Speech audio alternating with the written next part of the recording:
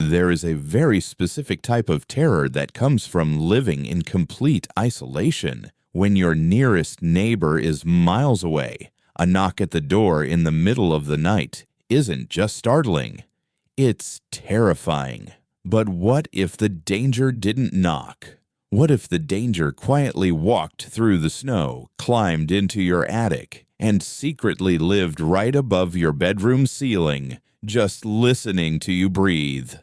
In 1922, on a lonely farm deep in the freezing Bavarian woods, a family of 6 was brutally, methodically slaughtered. But the murders aren't the most horrifying part of this story. The most chilling detail of the Hinterkaifeck mystery is what the killer did after the family was dead. Welcome to one of the darkest, most terrifying, unsolved mysteries in true crime history.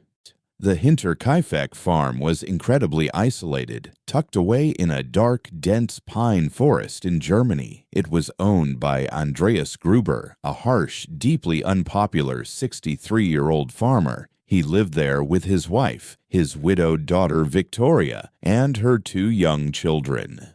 The farm had a deeply sinister reputation in the nearby village. Rumors swirled about dark family secrets and incest. But something even darker was physically lurking around the property. Just 6 months before the murders, the family's previous maid had suddenly packed her bags and run away in absolute terror. She furiously told the villagers that the isolated farmhouse was haunted. She constantly heard mysterious, heavy footsteps echoing in the dark attic at night, and strange voices whispering behind the walls. She believed a demon lived in the house. Andreas Gruber laughed off the maid's supernatural fears. But in late March 1922, Andreas stopped laughing. After a heavy, fresh snowstorm, the old farmer walked outside and found something deeply chilling. Perfectly preserved in the deep white snow was a single trail of human footprints. They led directly out of the dark, terrifying pine forest and walked straight up to the farmhouse door. Andreas immediately grabbed his rifle and followed the tracks. But what absolutely froze his blood was that there were no footprints leading back into the woods. Whoever made those tracks had walked onto the farm and never left. Panic slowly began to set in. The next day, a set of heavy iron house keys mysteriously vanished from Andreas's desk. The family was trapped in the middle of nowhere with an invisible intruder. Things rapidly got worse. Andreas found a strange, unfamiliar newspaper from a distant city abandoned on his property. Nobody in the family had bought it. Then the family began hearing it. Distinct, heavy, methodical footsteps pacing back and forth on the wooden floorboards of the attic, right above their heads. Andreas bravely climbed the ladder with his gun, searching the dark attic space. But he found nothing. The killer was incredibly stealthy, quietly living in the shadows, watching their daily routines, learning their habits. On March 31st, a new maid named Maria arrived at the farm to start her new job. She had absolutely no idea she was stepping into a slaughterhouse. That very night, the invisible watcher in the attic finally decided to make his move. The exact sequence of events was pieced together by police later. The killer used an incredibly cold, methodical strategy. He didn't break into the house. Instead, he went into the dark barn and made a noise to agitate the farm animals. One by one, Andreas, his wife, his daughter Victoria, and the older child were lured out into the freezing night to check on the barn. As they stepped through the heavy wooden door into the pitch-black barn, the killer was waiting in the shadows, wielding a mattock, a heavy, brutal farming tool similar to an ice pick. He violently struck each family member in the head. As they entered, he dragged their bleeding bodies into a pile and completely covered them with fresh hay. There was absolutely no struggle. It was an execution. 4 people were dead in the barn.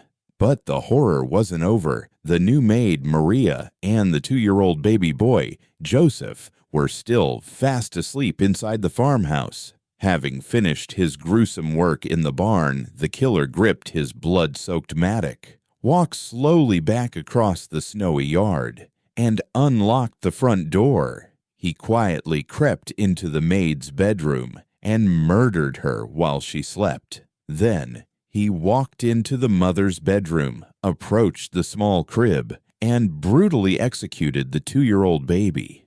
In a matter of minutes, an entire bloodline was completely wiped from the face of the earth. But this is where the story of Hinterkaifeck transitions from a standard tragic murder into pure, deeply disturbing psychological horror. The killer didn't run away.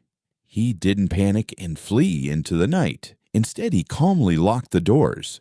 For the next 4 days, the murderer casually lived in the farmhouse, perfectly, entirely, completely surrounded by the 6 dead bodies. He comfortably lit the fireplace to keep the house warm. He casually cooked meals in the kitchen, eating the family's food. He even went out to the barn, stepping right over the pile of brutally murdered bodies hidden under the hay, just to feed the cows and the farm dog. Neighbors saw dark smoke rising from the farm's chimney all weekend. They assumed the Gruber family was just staying inside to avoid the freezing winter weather. The pure psychopath was enjoying the cozy warmth of a home he had just completely annihilated. By April 4th, the townspeople finally realized something was horribly wrong. The young children had completely missed 3 days of school. The postman noticed that the mail was piling up aggressively, untouched, at the front gate. A group of 3 brave neighbors decided to investigate. They hiked through the thick snow and approached the dead, silent property. The house was completely locked from the inside. They walked around to the barn, pushing open the heavy wooden doors. The smell of death hit them instantly. Underneath a massive pile of hay, they found a terrified foot sticking out.